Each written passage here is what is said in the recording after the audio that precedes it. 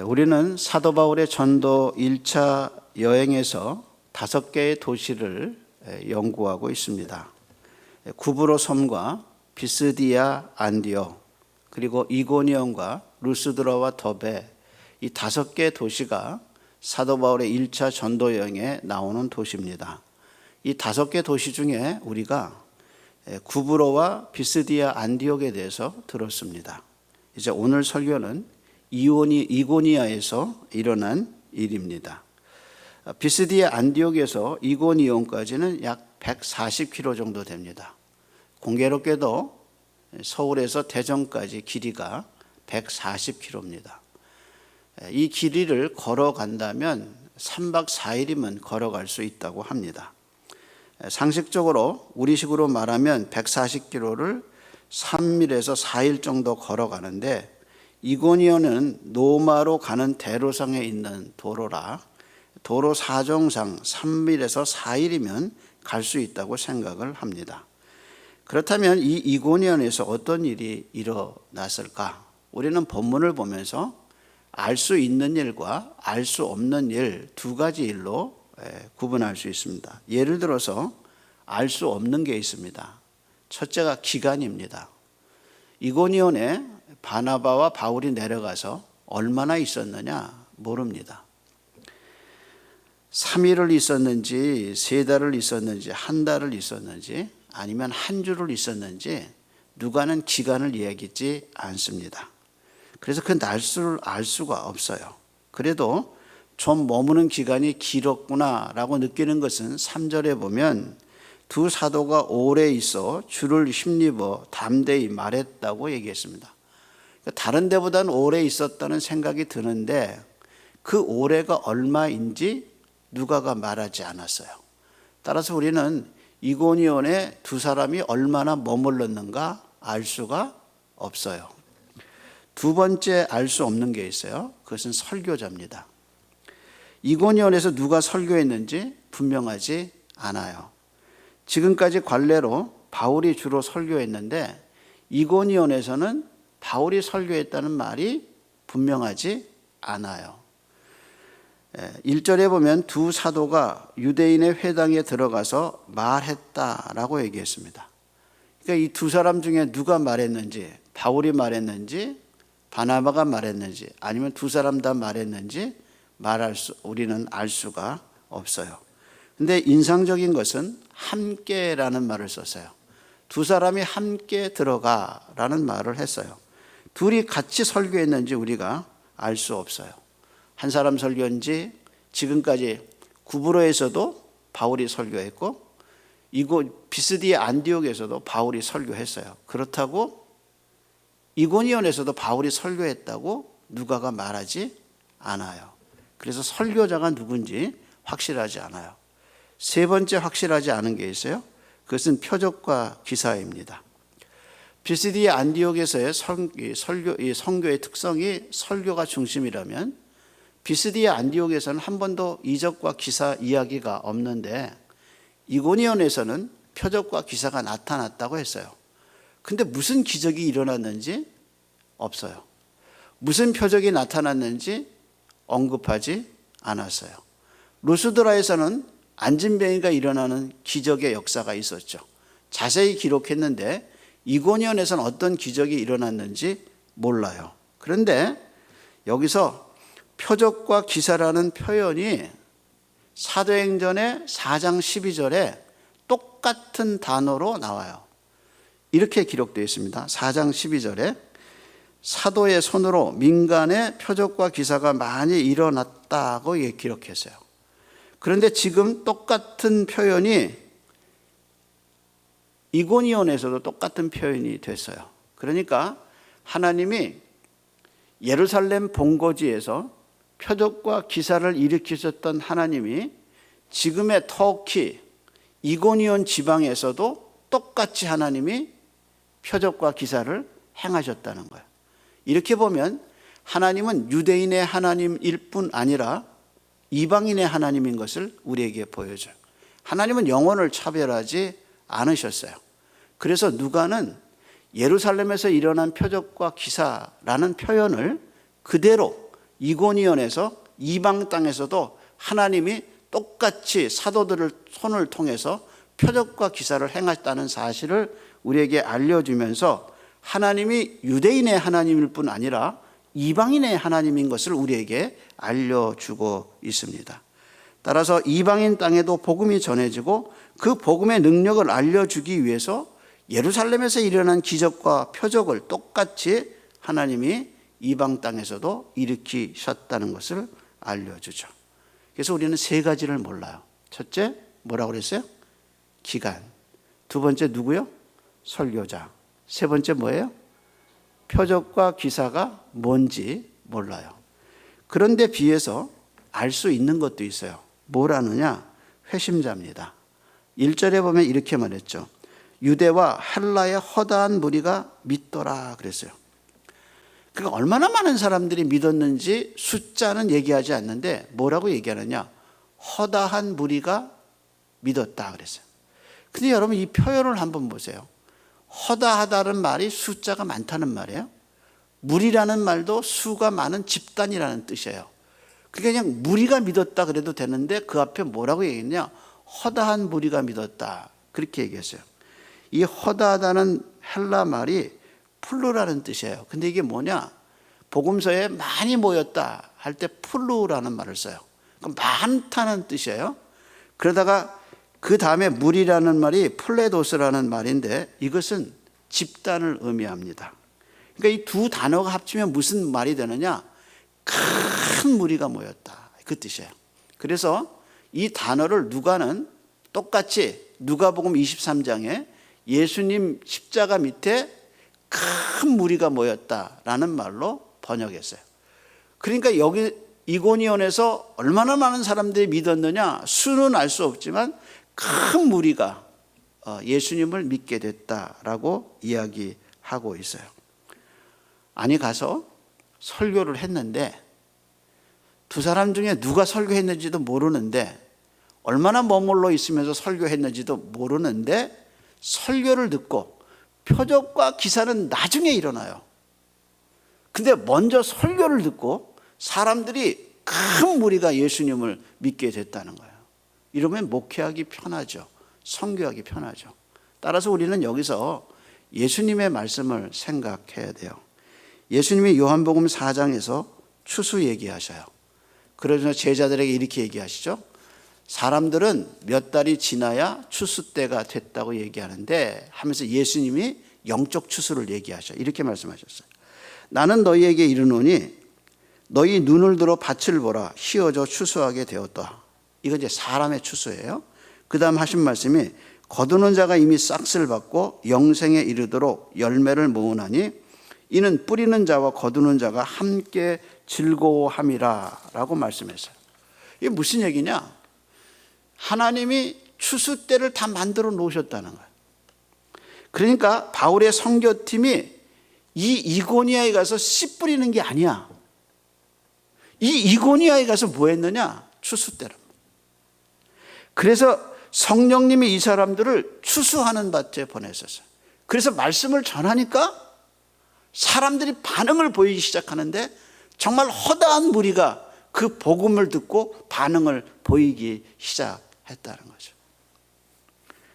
그래서 하나님이 추수하는 밭에 이들을 보내셨어요.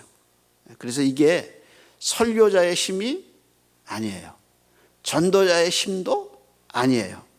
이거는 추수밭에 하나님이 그들을 보내셨어요. 그래서 예수님이 뭐라고 그러셨냐면 그 다음에 요한복음 4장에서 이렇게 얘기하셨어요. 내가 너희로 노력하지 아니하는 것을 거두러 보냈으니 다른 사람은 노력하였고 너희는 그들의 노력한 것에 참여하였다라고 얘기했어요. 제가 설교를 준비하면서요. 과거에 이 설교를 조사했던 주석가들 그리고 교부들의 책을 읽으면서 야, 진짜 이런 분들의 수고가 있으니까 나는 그거를 담기만 하면 되는 거예요. 참 감사할 때가 많아요.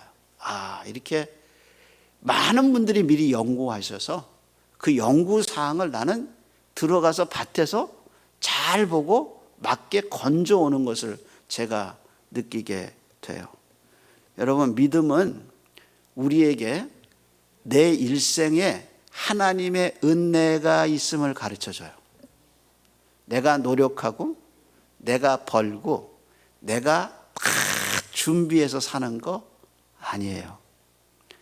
마치 아브라함이 모리아산에 갔을 때, 아들을 제사하러 갔을 때 여호와께서 여호와의 산에 준비하셨다고 고백한 것처럼, 믿음은 내 일생에 하나님의 은혜가 있음을 가르쳐줘요. 그래서 믿음이 있는 자와 믿음이 없는 자의 차이는 뭐냐? 믿음 있는 사람은 하나님이 나를 위해서 준비하셨구나 하고 하나님의 준비가 믿어지는 거예요. 근데 믿음 없으면 어떡하냐? 내가 준비하고 내가 하고 그러니까 인생이 피곤하고 힘든 거예요. 근데 하나님이 우리 인생에 씨 뿌릴 때도 주시지만 추수 때도 주셔요. 그래서 어느 날 정말 예상 밖의 은혜를 크게 누리게 돼요. 그게 뭐냐? 하나님이 내 인생에 추수기를 주시는 거예요. 그래서 이 선교팀이 보세요. 비스디아 안독에서도 설교하니까 사람들이 반응을 보이고, 이고니온에서는 수많은 허다한 무리가 예수님을 믿게 됐어요.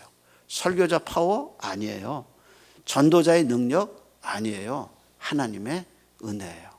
그래서 우리 일생을 살면서 정말 내가 노력한 것보다 얼마나 많은 풍성함을 누리는지 몰라.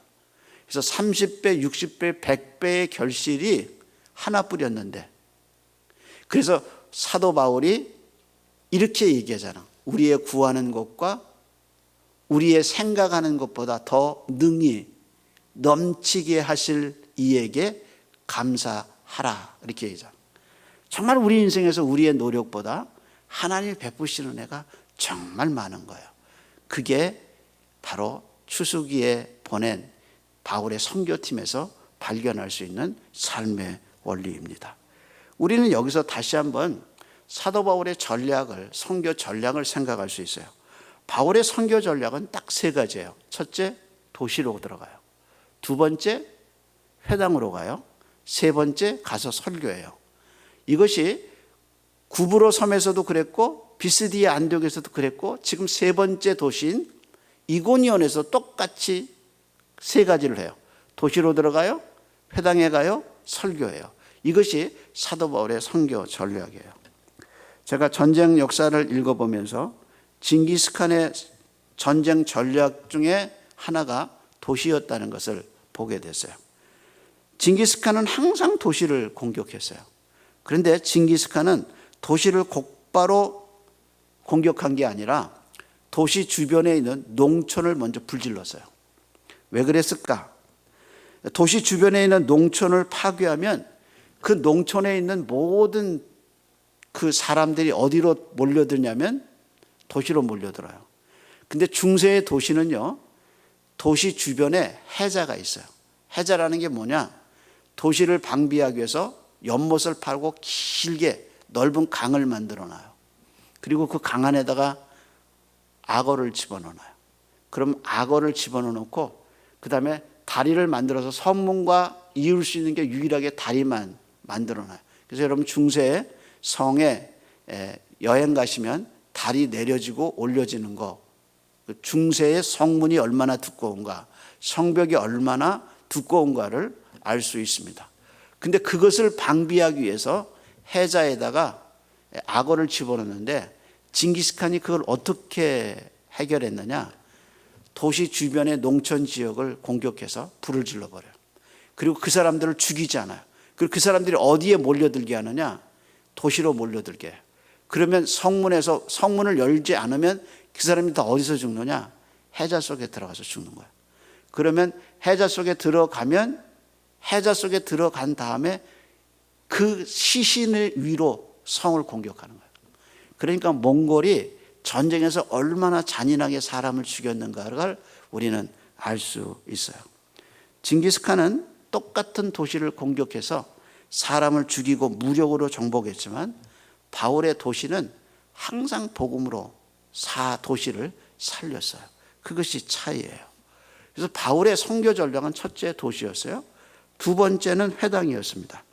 그래서 구브로에서도 그랬고 비스디 안디옥에서 똑같이 유대인이 있는 곳에 회당이 있고 회당에 가서 항상 복음을 전해서 구약 성경에 익숙한 사람들에게 설교를 통해서 예수님의 왕 되시고 메시아 되심을 증거했어요. 세 번째 전략은 항상 말씀을 전했어요. 그래서 바울은 항상 설교를 통해서 복음을 전했어요. 그런데 안디옥 비스디 안디옥에서는 아주 특징적으로 하나님의 말씀이라는 말이 4번씩 나왔어요. 그래서 항상 말씀을 전했는데 오늘 이고니온에서도 똑같이 주의 말씀을 증거한 것을 볼 수 있습니다. 세계 선교 역사에서요, 한국 선교가 가장 잘된 선교로 선교사들이 뽑습니다. 그러면 뭐가 한국 선교를 성공하게 했느냐? 1890년에 한국 선교사들이 중국에 있는 한 선교사를 초대해요. 그 선교사가 존 네비우스입니다. 프린스턴을 졸업했고요. 중국 선교에 마음을 먹고 중국 선교에 오랫동안 있었어요. 그 존 네비우스를 초청해요. 그래서 존 네비우스가 와서 한국 선교의 정책에 대해서 3가지를 얘기하죠. 자치, 자립 얘기합니다. 그리고 자치하고 자립하고 3가지를 얘기하면서 자치는 한국 사람이 교회를 이끄는 리더십을 세워줬고, 자립은 경제적 도움이 없이 스스로 재정권을 갖게 했어요. 그리고 자전이란 말이 무슨 말이냐? 한국 사람이 한국 사람을 전도하게 만들었어요. 그래서 자립, 자전, 그래서 3가지 원칙을 세웠는데 그 중에서 가장 중요하게 포커스 둔 게 뭐냐? 그는 3가지 전략 중에 가장 중요한 거, 전도나 설교에 있어서 가장 중요한 걸 성경에 뒀어요. 그래서 네비우스가 한국에 와서 강의한 선교 정책 중에 핵심 사항이 3가지인데 이렇게 기록되어 있어요. 첫째, 선교사들은 폭넓은 순회 선교를 통해서 전도한다. 그러니까 선교사가 하는 일이 뭐냐? 전도해라 그래. 두 번째, 성경이 모든 사역의 가장 중심이 되게 하라. 세 번째, 모든 신자는 조직적으로 성경 공부를 하게 해야 한다. 이 성경 중심의 선교가 격번기에 한국을 살렸고 한국 교회를 일으켰어요.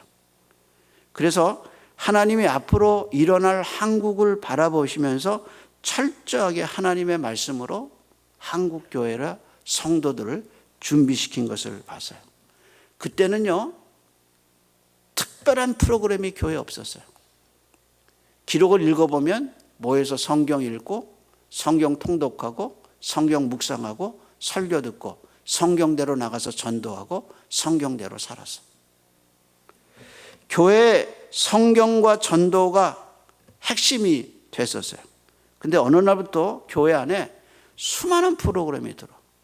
정말 셀 수 없기 다양한 프로그램이 들어오면서 없어진 게 뭐냐? 성경 읽기가 사라졌어요. 그래서 큐티 할 때 뭘로 하느냐? 큐티 책 갖고 해요. 큐티 책 갖고 큐티하고 성경과 교인들 사이에서 수많은 책과 프로그램이 들어오면서 사라진 게 뭐냐? 성경이 사라졌어요. 그런데 선교 정책의 가장 중요한 건 뭐냐? 성경을 읽고 성경을 묵상하고 성경을 통독하고 성경대로 살아가게 만드는 거예요. 가장 핵심이 뭐냐? 하나님의 말씀이 가장 중요하다는 거예요. 따라서 우리는 어떤 전략으로 신앙생활을 해야 될 거냐? 당신의 삶의 중심에 성경을 두세요. 성경을 읽으세요. 성경을 묵상하세요. 성경대로 사세요. 그게 다예요. 일하러 오지 마세요. 일이 중심이 아니에요. 뭐가 중심이냐? 말씀이 중심이에요. 그래서 성경을 읽고 성경을 묵상하고 그래서 성경을 읽지 않는 교인은 힘이 없어요. 성경을 묵상하지 않고는 우리가 살아갈 수 있는 양식을 얻을 수가 없어요. 그 증거가 뭐냐? 구브로에서 비스디아 안디옥, 이고니에 올 때까지 모든 사역의 중심이 뭐냐? 성경 말씀이에요. 바울은 이고니온에서 지금까지 경험하지 못했던 또 다른 특별한 영적 체험을 해요. 그것이 바로 표적과 기사가 나타나요. 근데 우리는 이 3절에서 두 가지 교훈을 받아요. 첫째는 기적은 사람이 일으키는 게 아니라는 거예요. 기적의 항상 문제가 뭐냐면 기적을 일어나고 난 다음에 꼭 사람이 주목을 받아요. 근데 본문에 보면 주께서 사도의 손을 통하여 표적과 기사를 일으키셨다고 분명하게 밝히죠. 그래서 루스드라에서 기적이 일어났을 때 어떻게 했냐? 이방인들이 사도 바울과 바나바를 신으로 삼죠. 그것이 이방 풍습인데 그것이 교회에 그대로 들어와서 기적이 일어나고 난 다음에 하나님의 영광은 사라져요. 그런데 여러분, 안진뱅이가 일어난 것보다 더 놀라운 기적은 뭐냐? 사람이 죽었다가 살아난 것보다 더 놀라운 것은 뭐냐? 죽은 사람은 또 죽어요. 그런데 그것보다 더 놀라운 기적은 죽음 속에 있는 내 영혼이 살아난 거랍니다. 안진뱅이가 이런 것보다 더 놀라운 것은 하나님을 찬양할 수 없고 한 번도 주님을 위해서 일해본 일이 없는 내가 복음의 능력을 받고 말씀의 역사를 내 영혼이 살아나고 내 육체가 하나님을 위해서 사는 거, 그것보다 더 위대한 기적이 어디 있느냐는 거예요. 따라서 이 모든 것은 하나님이 하신 거예요. 사람이 주목받을 게 아니라는 거예요. 또 하나 3절에서 우리는 이 기적과 표적의 목적이 하나님의 은혜의 말씀을 증거하는 일이라고 그랬어요. 그래서 마가복음 16장 20절에도 제자들이 나가 두루 전파할 때 주께서 함께 역사하사 그 따르는 표적으로, 그 다음 말씀이 뭐냐? 말씀을 확실히 증거하게 했다 그랬어요. 따라서 가장 중요한 포인트가 뭐냐? 하나님의 말씀이라는 거예요. 근데 그 다음 말이 참 재미있어요. 바울은 여기서 기적만 경험한 게 아니라 아주 극심한 박해를 경험해요. 5절에 보면 이방인과 유대인들과 관원들이 두 사도를 능욕하여 돌로 치려고 했다 그랬어요. 그 전에도 박해가 있었어요. 그런데 사도 바울의 일행이 돌에 맞아 죽을 위험에 처한 것은 이게 처음이에요. 그러다가 진짜 루스드라에서 돌에 맞아요. 이 말이 무슨 말이냐? 갈수록 박해가 더 조직적이고 더 심하게 온다는 사실이에요. 그런데 어떻게 했느냐? 6절 한번 보겠습니다. 6절 말입니다.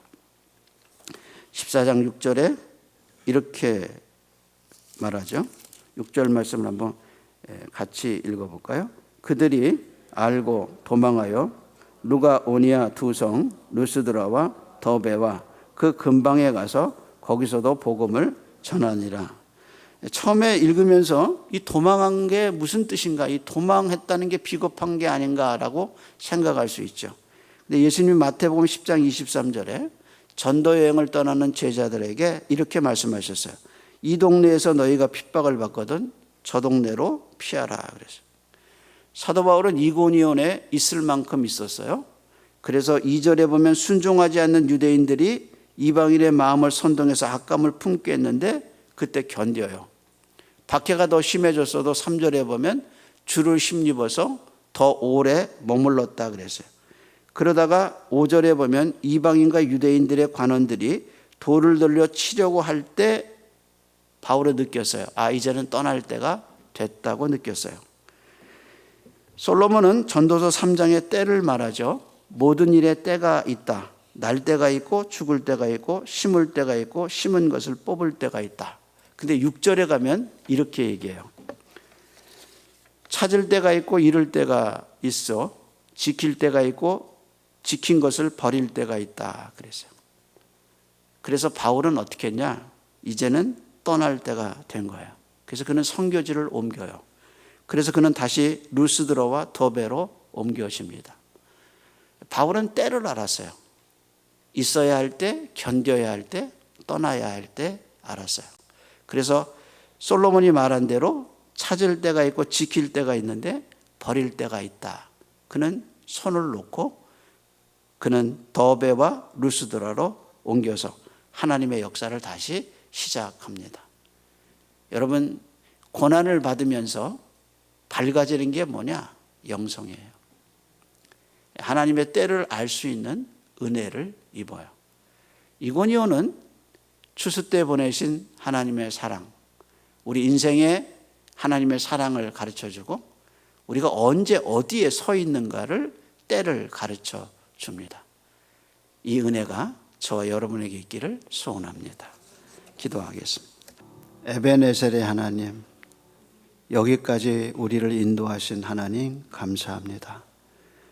우리가 또 앞으로 걸어갈 수 있는 일은 여호와 이레라, 하나님의 산에 하나님이 준비하신 것이 있기 때문에 오늘을 살아갈 수 있고 내일을 걸어갈 수 있는 줄로 믿습니다. 여호와의 이레를 믿게 하여 주옵시고 하나님을 신뢰하며 하나님을 바라보며 살아가는 믿음의 사람들이 되게 은혜를 입혀 주시옵소서. 이제는 우리 주님 예수 그리스도의 은혜와 하나님 아버지의 준비하시고 예비하시고 채워주시는 사랑하심과 이 모든 진리가 믿어지게 하시고 두려움을 떠나가게 하시고 평안을 주시고 믿음을 주시는 성령 하나님의 은혜가 예배하는 모든 이들의 심령 속에 이제로부터 영원토록 함께 있을지어다. 아멘.